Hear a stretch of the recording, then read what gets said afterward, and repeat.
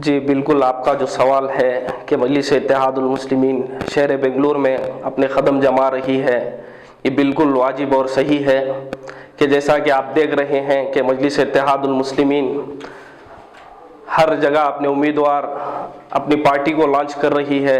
तो इसका मकसद यही है कि जो सेक्युलर पार्टियां अपने आप को जो सेक्युलर कहती हैं वो अपने लोगों का हुकूक दबा रहे हैं। तो वही दूसरी तरफ देखेंगे आप तो सिर्फ मुस्लिम और दलित का वोट लेकर इख्तिदार पर बैठना चाह रहे हैं। तो इस बुनियाद पर मजलिस इत्तेहादुल मुस्लिमीन अपनी आवाज़ बुलंद करने के लिए शहर बेंगलुरु लॉन्च हो रही है। तो किस तरह के हुकूक दबाए जा रहे हैं पार्टियों की जानिब से, कौन से हुकूक की बात कर रहे हैं आप? चाहे जो हुकूक हैं, इन हुकूक में चाहे आप सिविक इश्यूज़ पर बात करें या गली कूचों के मसाइल हो, चाहे गवर्नमेंट स्कीम हो, और चाहे सियासी हुकूक को भी दबाने की कोशिश नाम नियाज सेकुलर पार्टियां कर रही हैं। क्या हुकूक है, सियासी हुकूक किस तरह के दबाए जा रहे हैं? हाल ही में हमने देखा कि जो KPCC का यूथ प्रेसिडेंट इलेक्शन हुआ, जिसमें मोहम्मद नलपाड़ को विनिंग होने के बावजूद भी प्रेसिडेंटशिप नहीं दी गई, तो इसकी वजह यही बता रहे हैं कि उन पर एलिगेशंस हैं। अगर ये बात एलिगेशन की होती तो DK शिव कुमार, वो भी KPCC के प्रेसिडेंट हैं, तो उनको क्यों प्रेसिडेंटशिप दी गई? मेरा मानना यह है कि सिर्फ एक सेलेक्टिव कम्युनिटी को टारगेट कर कर सियासी इख्तिदार से दूर रखना है। अगर इनका नाम मोहम्मद नलपाड़ की जगह सिर्फ नलपाड़ रहता तो ये बात हमें सोचने पर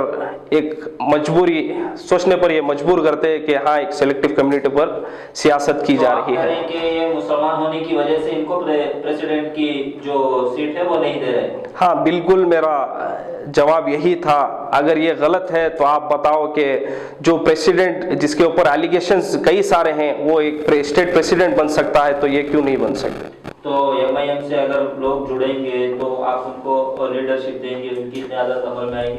हाँ बिल्कुल, मजलिस इत्तेहादुल मुस्लिमीन एक सेकुलरिज्म पर भरोसा करती है।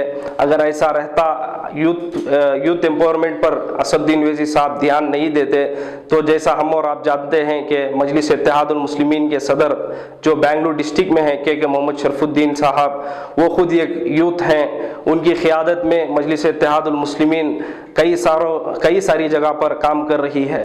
तो अभी जो बेंगलुरु में जो लीडर्स हैं वो सारे मुसलमान हैं, क्यों दलितों को अभी तक नहीं लिया गया है? क्यों दलित नहीं जुड़ रहे हैं MIM से? ये कई सारे लोग इसका सवाल करते हैं। मैं उनको ये बताना ज़रूर चाहूँगा कि मजलिस इत्तेहादुल मुस्लिमीन सिर्फ मुसलमानों की जमात नहीं है, इसमें दलित भी शामिल हैं। इसकी एक बेहतर मिसाल यही है कि हमने फलकनुमा, जहाँ हैदराबाद, वहाँ से हम एक दलित कॉरपोरेटर को जिता कर लाए हैं, और महाराष्ट्र में भी हमारे कई सारे दलित कॉरपोरेटर्स हैं। खुद प्रकाश अम्बेडकर मजलिस इत्तेहादुल मुस्लिमीन का हिस्सा बनकर औरंगाबाद से MP इम्तियाज जलील साहब को कामयाबी दिलाकर हैं। तो बार बार ये MIM को बार बार एक ही बात बोली जाती है कि ये BJP की बेटी है, BJP का दूसरा हिस्सा MIM है, तो इस बात पर आप क्या कहेंगे? ये बात गलत नहीं है, हम भी सुनते आ रहे हैं। अगर मजलिस इत्तेहादुल मुस्लिमीन B टीम रहती तो जो नाम निहाद सेकुलर पार्टियां हैं, इनकी लाचारी और बेबसी इस तरह है कि जहां कहीं इलेक्शन हारते हैं तो मजलिस इत्तेहादुल मुस्लिमीन को जिम्मेदार ठहराते हैं। अगर मजलिस इत्तेहादुल मुस्लिमीन B टीम रहती तो हाल ही में कर्नाटक में जो 17 MLAs कांग्रेस के, वो BJP में शमूलियत इख्तियार कर लिए। आज कर्नाटक में येडियुरप्पा सरकार है तो किसकी बुनियाद पर है? और लोग जो सेक्युलर हैं वो हर मर्तबा कांग्रेस को वोट देते हैं, तो फिर क्यों BJP इख्तियार में आती है? ये तो वही कहावत हुई कि कांग्रेस के हाथ में कमल का फूल खिलता है। तो आपकी पार्टी की जानिब बहुत सारे नौजवान रुख कर रहे हैं, ज़्यादातर नौजवान ही ये MIM से जुड़ रहे हैं, तो नौजवानों के लिए क्या स्टैंड ले रही है पार्टी? तो किस तरह का डेवलपमेंट करना है, किस तरह के प्लानिंग्स हैं? शायद हिंदुस्तान में एक पहला वाहिद शख्स जो अलहाज बैरिस्टर असदुद्दीन ओवैसी साहब हैं, वो हर वक्त अपने मंच से यही कहते हैं कि नौजवानों को सियासत में हिस्सा लेना है। इसकी वजह यही है कि नौजवान की आवाज़ बुलंद करें और नौजवान अपनी आवाज़ खुद बनकर अपने मसाइल पर काम करें। तो क्या आने वाले इलेक्शन में भी नौजवानों को मौका दिया जाएगा पार्टी की जानिब से? बिल्कुल, मजलिस इत्तेहादुल मुस्लिमीन नौजवानों की पार्टी है और दलितों की पार्टी है, इसमें कोई शक नहीं है कि वो मजलिस इत्तेहादुल मुस्लिमीन बिना नौजवान के काम करेगी।